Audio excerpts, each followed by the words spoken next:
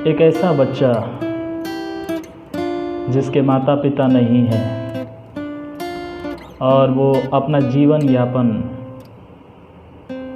बहुत कठिनाई से करता है, भीख मांगते हुए अपने जीवन को वो चलाता है। उसके कपड़े फटे हुए हैं, ना उसके रहने का ठिकाना, ना उसके खाने का ठिकाना, ना उसके कपड़े का ठिकाना। वो भीख मांगकर इन सारी ज़रूरतों को पूरा करता है। और एक दिन उस बच्चे पर एक धनवान व्यक्ति की, एक अमीर व्यक्ति की नज़र पड़ती है और उस बच्चे से कहता है, मैं तुझे अपने घर ले जाना चाहता हूँ, तुझे अपना बेटा बनाना चाहता हूँ, तुझे गोद लेना चाहता हूँ, क्या तू मेरे संग चलेगा? अभी तक उस बच्चे ने सब कुछ सहा और इस कारण से जब किसी ने उसकी ओर हाथ बढ़ाया, उसे अपने बेटे बनाने का या उसे अपने संतान बनाने का ऑफ़र दिया, तब वो उसी समय में तैयार हो जाता है और तैयार होके उस अमीर आदमी के साथ उसके गाड़ी में बैठ के उसके साथ चले जाता है। और चले जाने के बाद उस बच्चे को वो अपने बेटे के तरह पालता है। उस बच्चे के लिए जो ज़रूरतें हैं वो सारी ज़रूरतें पूरी करता है।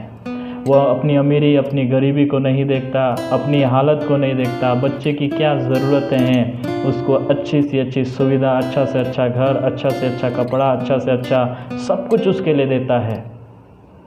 वो अपने बचपना में या फिर अपने इस गरीबी के हालत में जहाँ कहीं भी कुछ भी गलत काम किया है उसका वो कीमत भी चुका देता है और उस बच्चे को या उस बच्चे को वो सब प्रकार से आज़ाद करता है और उसे अपना बच्चा बनाता है, अपना संतान बनाता है, उसे गोद लेता है, उसकी तमाम ज़रूरतों को पूरा करता है।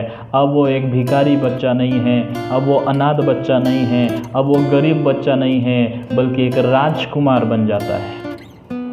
राजकुमार बनने के बाद धीरे धीरे जब वो बच्चा बड़े हो जाता है, बढ़ते जाता है, जब उसको इतना बड़ा हो जाता है, सब कुछ वो जानने लगता है, तब एक दिन ऐसा होता है कि उसके पुराने दोस्त उसको मिल जाते हैं और पुराने दोस्तों के साथ मिलकर वो कुछ दिनों के बाद उसका जीवन बदल जाता है और वो पुरानी ज़िंदगी में वापस चले जाता है। वही ज़िंदगी नशा करना, वही ज़िंदगी मारपीट करना और दुनिया के गलत कामों में लिप्त होना, ये सब बातों में वह चलता है। देखिए उस पिताजी ने, उस व्यक्ति ने, उस अमीर व्यक्ति ने उसके लिए कितना बड़ा कीमत चुकाया। उसे एक रोड से उठाकर अपना संतान, अपना बच्चा बनाया, उसके लिए पढ़ाई लिखाई, रहने खाने पीने की किसी बात की कमी नहीं की। लेकिन एक दिन ऐसा हो गया कि वो एकदम गड़ गया। तो सोचिए उस व्यक्ति के ऊपर क्या बीतेगा। उसकी कोई संतान नहीं थी, इसलिए उसको अपना संतान बनाया। उस व्यक्ति पर क्या बीतेगा। उसे कुछ और बनाना चाहता था, उसके लिए कुछ और सपने देखे थे, लेकिन इस बच्चे ने जो जवान हो चुका है अपनी पुरानी ज़िंदगी में वापस चला गया। ना वो अपनी पढ़ाई की ओर ध्यान दे रहा है, ना अपने पिता की ओर ध्यान दे रहा है, पिताजी की बातों को नहीं मान रहा है, किसी भी बात पे अच्छाई के मार्ग को छोड़ के बुराई के मार्ग में चला गया है। उसके पास कोई कमी नहीं था। सोचिए उस पिता के ऊपर क्या बीतेगा। उसे कुछ बनाना और चाहता था, अपने जैसे अमीर आदमी, अपने जैसे सक्सेसफुल आदमी, अपने जैसे वो उसे बनाना चाहता था, कुछ बनाना तो और चाहता था, लेकिन वो व्यक्ति अपनी अय्याशियों के कारण से अपनी पुरानी ज़िंदगी में वापस चला गया। मैं आपका प्रिय भाई एक बार फिर से आप लोगों का स्वागत करता हूं हमारे YouTube चैनल में, और इस समय मैं आपको वही बताने का कोशिश कर रहा हूं कि परमेश्वर आपको जो बनाना चाहता था वो बन रहे हैं या कुछ और बन रहे हैं। प्रभु यीशु मसीह जब इस दुनिया में थे, प्रभु यीशु मसीह जब इस दुनिया में सेवकाई के लिए आए थे, तब प्रभु यीशु मसीह की 33.5 साल की इस जीवन में प्रभु यीशु मसीह ने 3.5 साल सेवकाई किया। और इस 3.5 साल की सेवकाई में प्रभु यीशु मसीह जब अपने क्रूसीकरण का समय आया तब वो यरूशलेम में आया।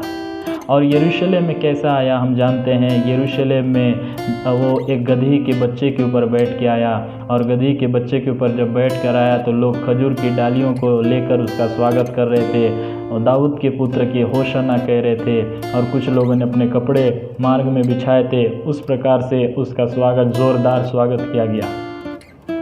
प्रभु यीशु मसीह का इस प्रकार स्वागत किया गया, लेकिन यरूशलेम के निकट आते ही यरूशलेम को देख के रोया। और यरूशलेम को देख के क्यों रोया, आज हम उसी बात की ओर थोड़ी देर मनन करेंगे, उसी बात की ओर थोड़ा चिंतन करेंगे कि प्रभु इजरायलियों को क्या बनाना चाहता था, किस उद्देश्य से चुना था, आज उनका हालत क्या हो गया है। उस समय यीशु मसीह उस हालत को देख के उनके लिए रोया।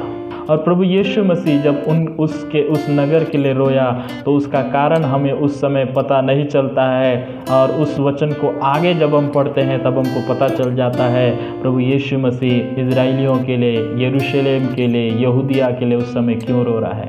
यीशु मसीह का स्वागत तो जोरदार किया गया, उसको आनंद के साथ स्वागत किया गया, लेकिन यीशु मसीह उस नगर की हालत को देख के रोया।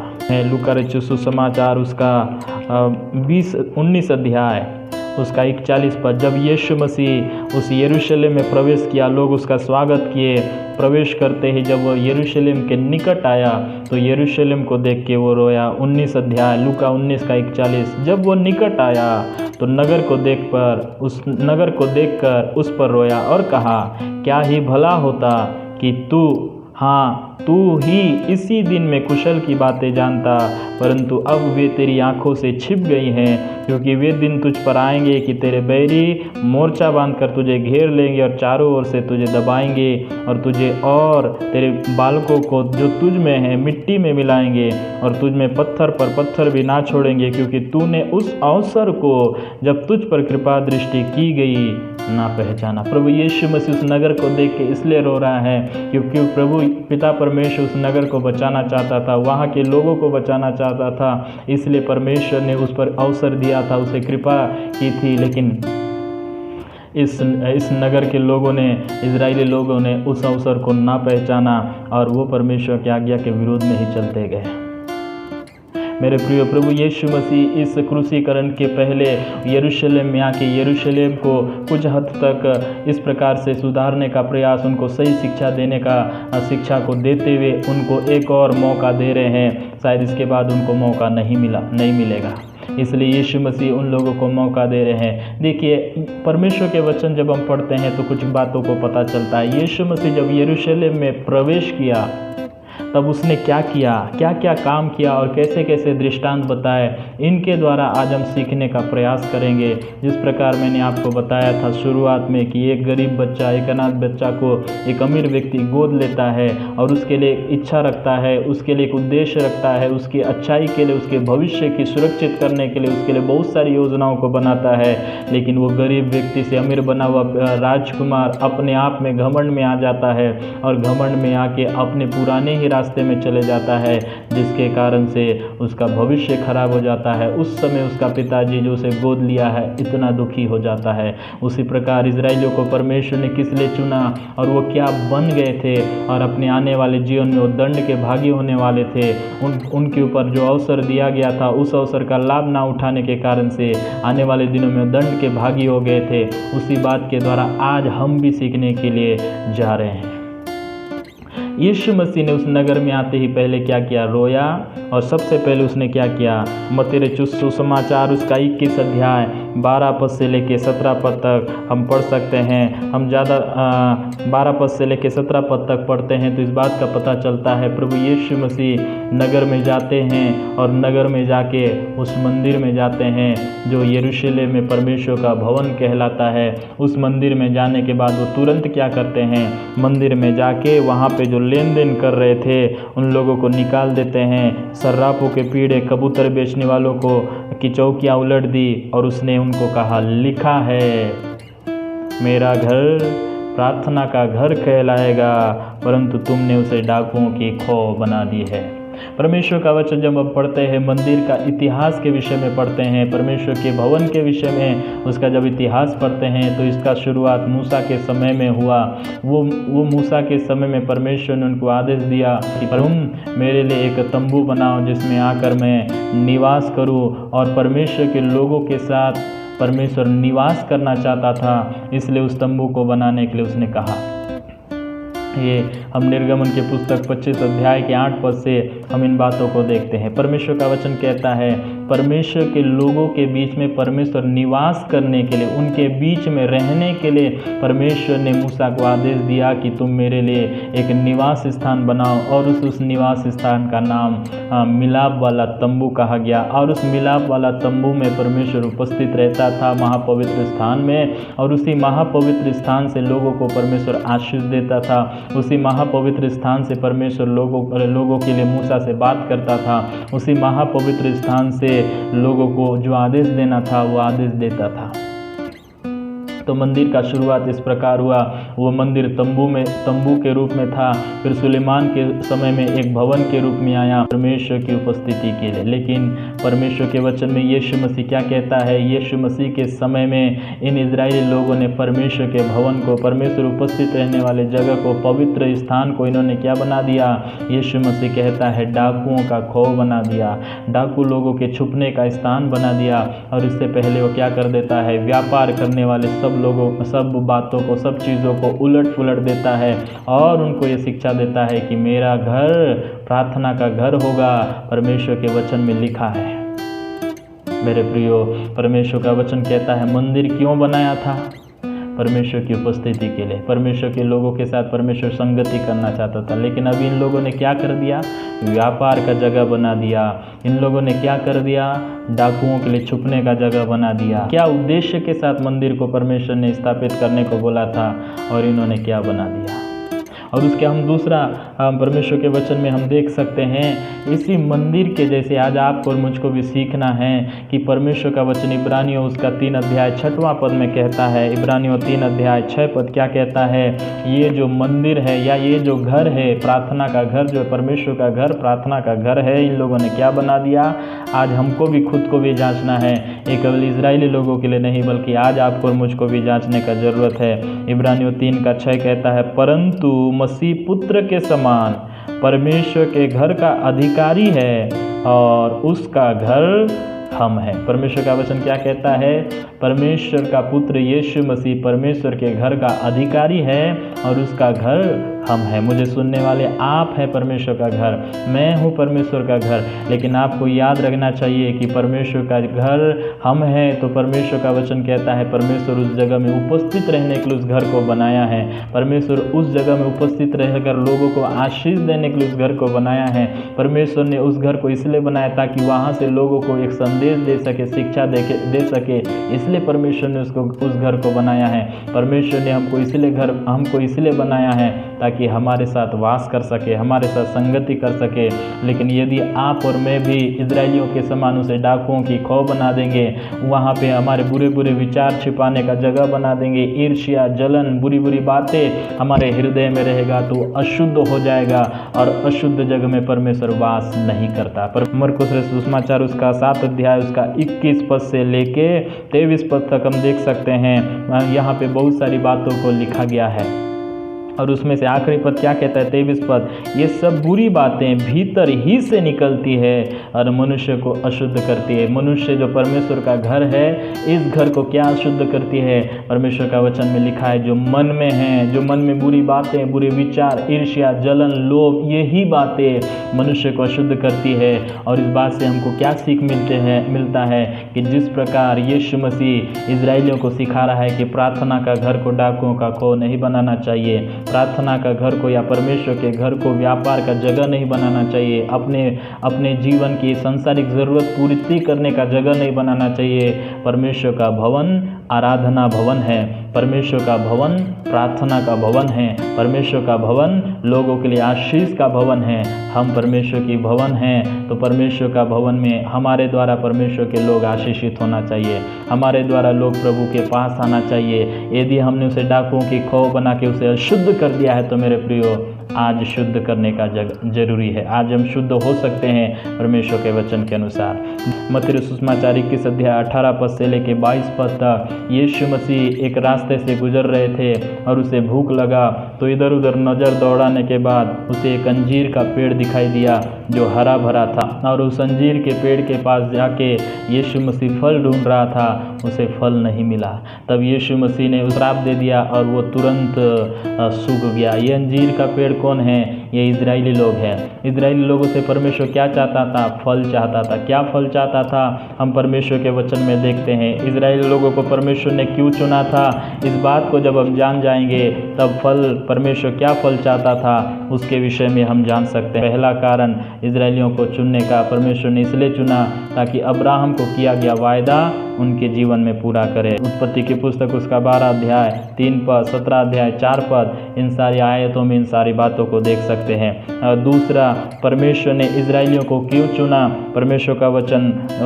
व्यवस्था विवरण उसका 4 अध्याय 5 और 7 पद में हम पढ़ते हैं, परमेश्वर ने उनको इसलिए चुना ताकि उन लोगों को दिखा सके कि परमेश्वर के लोग परमेश्वर के पीछे कैसा चलना चाहिए। ये दुनिया के लोगों को दिखाने के लिए, दुनिया के लोगों को सिखाने के लिए, दुनिया के लोगों को परमेश्वर के पीछे लीड करने के लिए, परमेश्वर के पीछे चलने के लिए, अगुवाई करने के लिए परमेश्वर ने इजरायलियों को चुना था।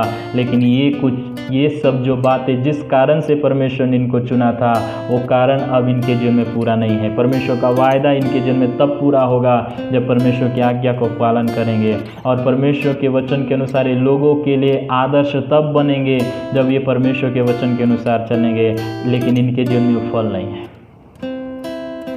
इजरायलियों के जीवन में फल नहीं है। बाहर से हरा भरा दिख रहे हैं। बाहर से हरा भरा बोलने का मतलब बाहरी तौर पे सब आज्ञाओं का पालन करने वाले हैं, लेकिन अंदर से ये असंयम से भरे हैं, अंदर से पाप से भरे हुए हैं। और परमेश्वर का वचन कहता है यीशु मसीह फल चाहता है। हरा भरा तो है, लेकिन उससे ज़्यादा परमेश्वर चाहता है कि उसमें फल आए।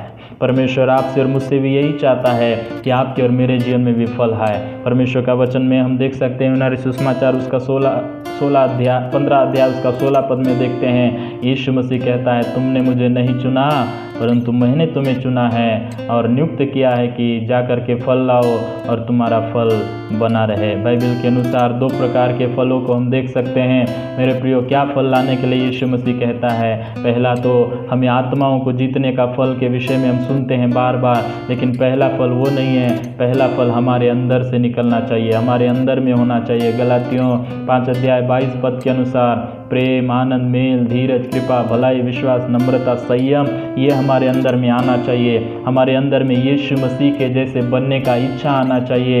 ये पहला फल हमारे जीवन में आए। उसके बाद हम आत्माओं को जीतने वाला फल के विषय में हम काम करना चाहिए। लोगों को प्रभु का वचन बता के, गवाही सुना के, प्रभु के बारे में उनको बता के प्रभु के पास लाने के लिए उनके प्रार्थना करना चाहिए। ये दूसरा फल हमारे जीवन में होना चाहिए। जिस प्रकार अंजीर के पेड़ से यीशु मसीह फल चाहता था, उसी प्रकार आपसे और मेरे से भी फल चाहता है, लेकिन उनके जीवन में फल नहीं निकला। इजरायलियों के जीवन में फल नहीं निकला। और दूसरा, और उसके आगे यीशु मसीह ने और क्या किया है, क्या दृष्टांत बोला? हम मत्ती सुसमाचार उसका 21 अध्याय 28 पद से लेके हम 32 पद तक हम देख सकते हैं। यहाँ पे दृष्टांत इस प्रकार है कि एक पिता है, उसके 2 पुत्र हैं। उसने एक दाख की बारी लगाई और एक बेटे के पास जाके बोलता है कि जा आज दाख की बारी में काम कर। तो कहता है मैं नहीं जाऊँगा। पहला के पास जाने से बोलता है मैं नहीं जाऊँगा, तब दूसरा के पास जाके बोलता है यही बात बोलता है कि जा दाख की बारी में काम कर, तो दूसरा बोलता है मैं जाऊँगा। पहला बोलता है मैं नहीं जाऊंगा, और लेकिन वो चला गया दाख की बारी में काम करने के लिए, और दूसरा बोलता है मैं जाऊंगा, लेकिन वो नहीं चला गया। तो इस वचन के द्वारा क्या शिक्षा मिलता है? ये जाऊंगा बोल के नहीं जाने वाले कौन हैं? इजरायली लोग हैं। परमेश्वर का इच्छा को पूरा करेंगे, परमेश्वर की इच्छा के अनुसार जिएंगे, परमेश्वर जो हमसे चाहता है वो ही करेंगे बोल के परमेश्वर के साथ वाचा बांधने वाले ये इजरायली लोग केवल परंपरा और बाहरी आदेशों का पालन कर रहे थे, लेकिन भीतर से लोगों के नज़र में गिर गए थे। लोगों के नज़र में, परमेश्वर के नज़र में जो उद्देश्य के साथ परमेश्वर ने चुना था, उस रास्ता से इन लोग भटक गए। और परमेश्वर का वचन क्या कहता है? उसी 21 अध्याय मत्ती 21 का 30 में कहता है, पिता ने दूसरे के पास जाकर कहा, ऐसा ही कहा। उसने उत्तर दिया, जी हाँ मैं जाता हूँ, परंतु नहीं गया। इन दोनों में से किसने पिता की इच्छा पूरी की? तो इस वचन के द्वारा परमेश्वर हमको क्या शिक्षा देते हैं कि आज हम लोग, जो मुझे सुनने वाले विश्वासी लोग, एक बात को जान लीजिए, आपने भी पिता की इच्छा को पूरा करने के लिए परमेश्वर के सामने वायदा किया है, वाचा बांधा है। जब आप परमेश्वर के सामने मन फिराए, आज भी आप बोलते हैं मैं हम पिता की इच्छा के अनुसार चलेंगे, और यदि आप पिता की इच्छा के अनुसार नहीं चलेंगे तो आप एक मसीह नहीं हो सकते। लेकिन यदि आपने वायदा किया है, प्रभु के सामने ये बात बोला है, पिता मैं आपकी इच्छा को पूरा करना चाहता हूँ, आपकी मर्जी को पूरा करना चाहता हूँ, आप जो बोलेंगे उसी के अनुसार चलना चाहता हूँ, एक निर्णय को आपने लिया है और लेने के बाद आप मुकर गए हैं, तो आप पिता की इच्छा को पूरा करने वाले नहीं हैं। इसलिए याद रखिए, परमेश्वर का वचन इजराइलियों को क्या कहता है, इजरायली लोगों के पहले महसूल लेने वाले और वेश्या परमेश्वर के राज में प्रवेश करेंगे। हम जानते हैं यूहन्ना बपतिस्मा जब देने वाला बपतिस्मा दे रहा था, उस समय बपतिस्मा के शास्त्री फरीसी लोगों ने नहीं लिया, बल्कि कौन लिया? परमेश्वर का वचन कहता है वेश्याओं ने लिया और कर वसूल करने वाले लोगों ने लिया, और परमेश्वर के अभिप्राय को क्या किया? पूरा किया। परमेश्वर के अभिप्राय को पूरा किया। और इस दृष्टांत के द्वारा यीशु मसीह क्या कहता है? तुमसे पहले वो जाएगा।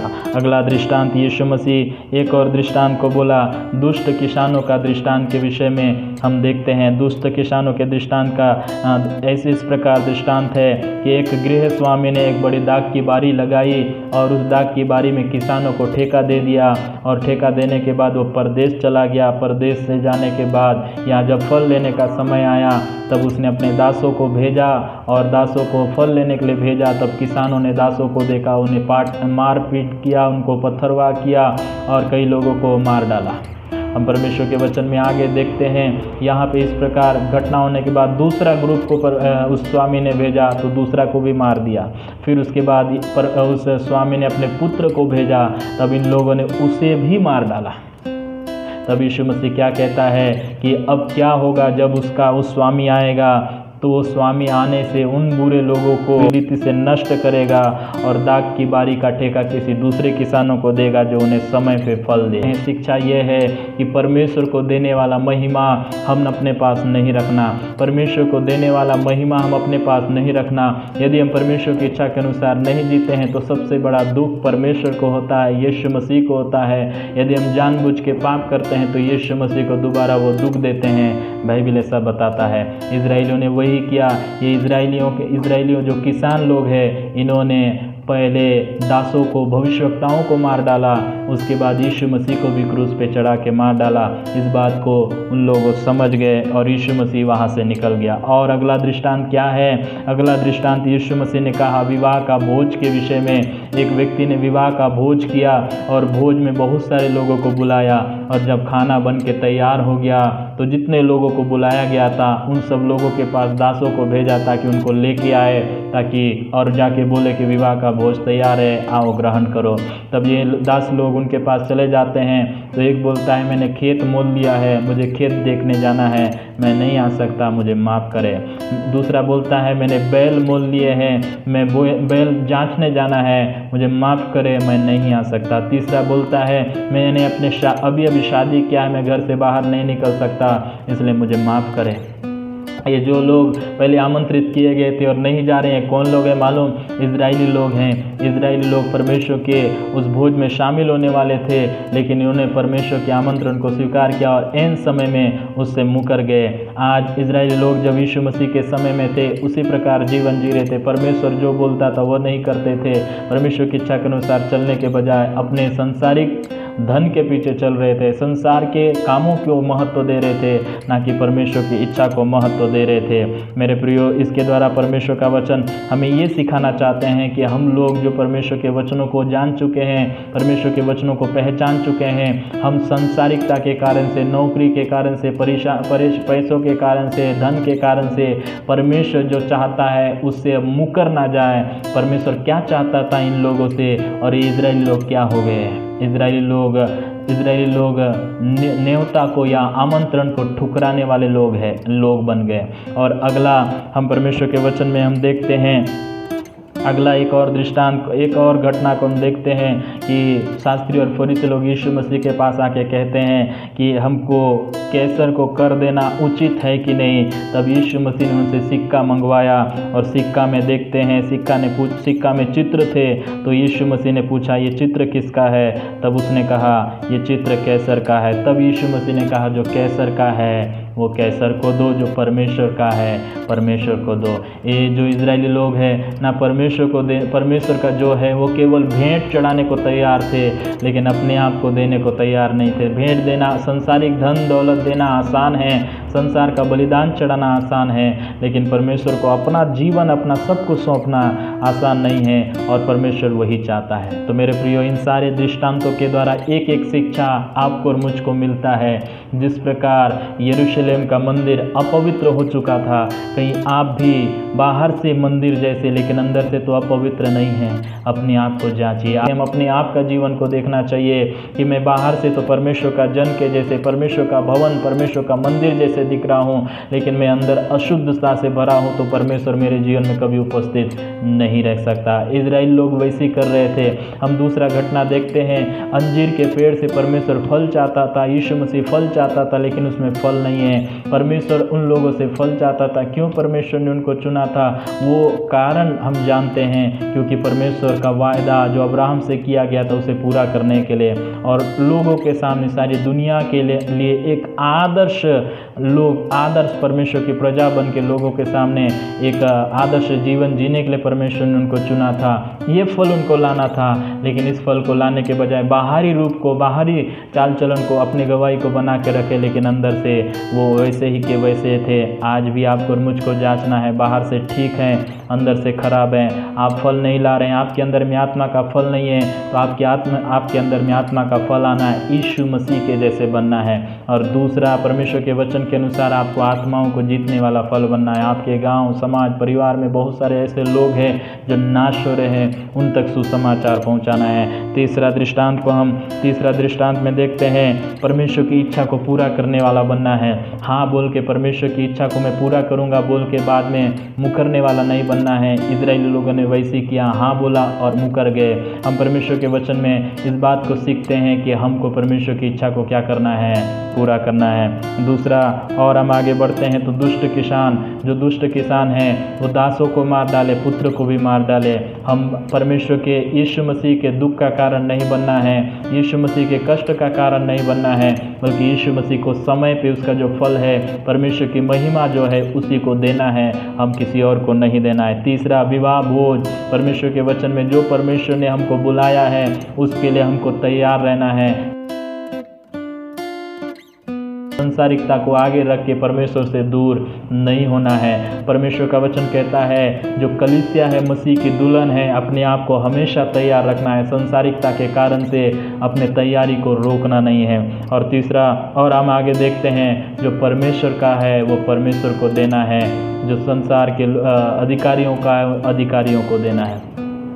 इन सारी शिक्षाओं को यीशु मसीह ने दिया, तो फिर भी इजरायली लोग नहीं जागृत हुए।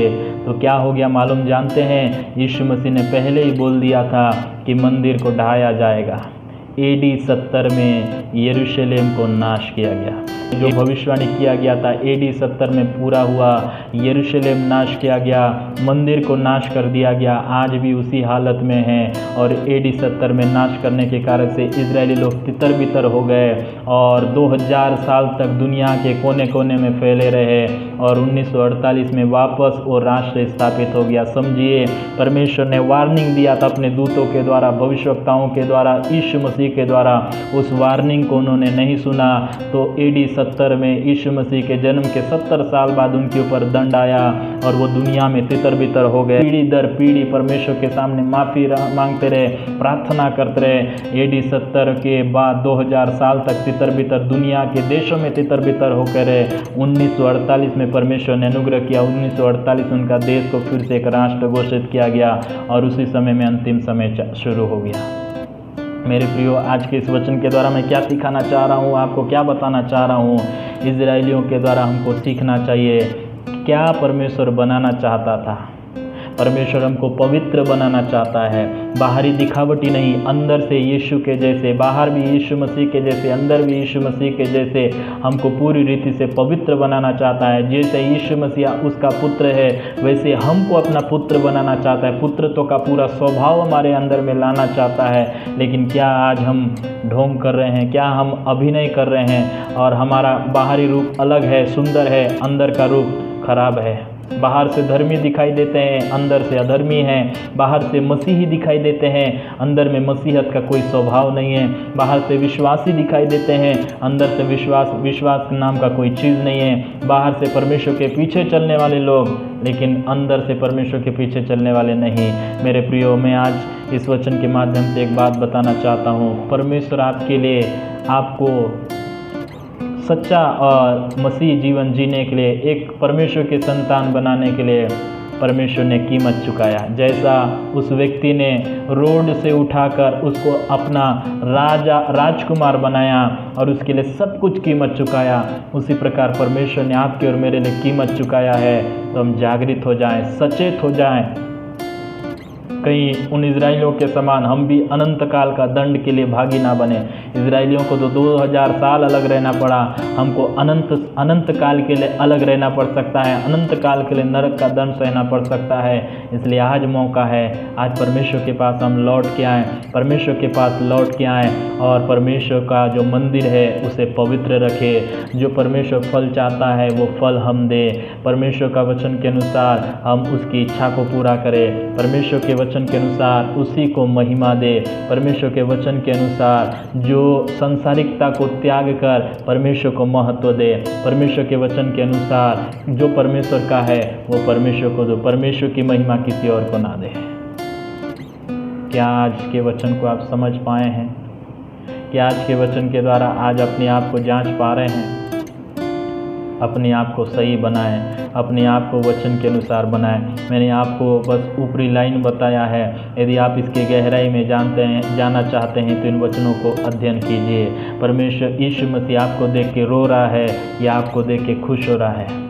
यरूशलेम को देख के रो रहा है क्योंकि मंदिर ठीक नहीं है, अंजीर का पेड़ फल नहीं दे रहा है, वो पुत्र जो आज्ञा मानने के लिए निर्णय लिया वो आज्ञा नहीं मान रहा है, वो जो दास के जो किसान हैं जिनको फल देना चाहिए वो फल नहीं दे रहे हैं, वो जो आमंत्रित लोग हैं वो आमंत्रण को तो स्वीकार किए लेकिन संसारिकता को महत्व दे रहे हैं, वो जो लोग हैं कैसर को तो कर दे रहे हैं लेकिन जो परमेश्वर का है वो परमेश्वर को नहीं दे रहे हैं। इस कारण से यीशु मसीह उस नगर को देख के रोया। अब वो नगर, आपको अपने नगर के स्थान में खुद को रखिए।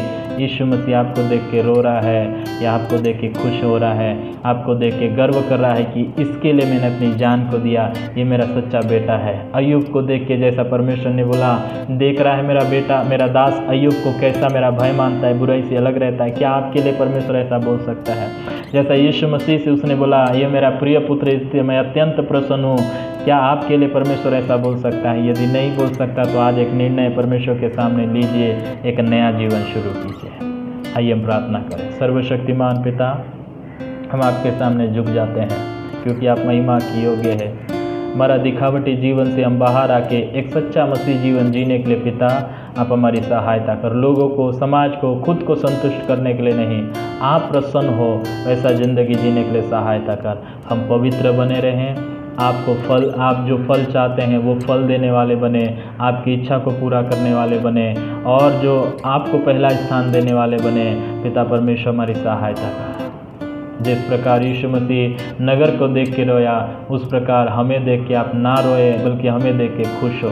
हमारा जिस प्रकार स्तिफनुस को आपने गले लगाया, स्वागत किया, उसी प्रकार हम योग्य बन सके, सहायता कर। धन्यवाद देते हैं, प्रार्थना सुना यीशु के नाम से मांग लेते हैं, आमीन।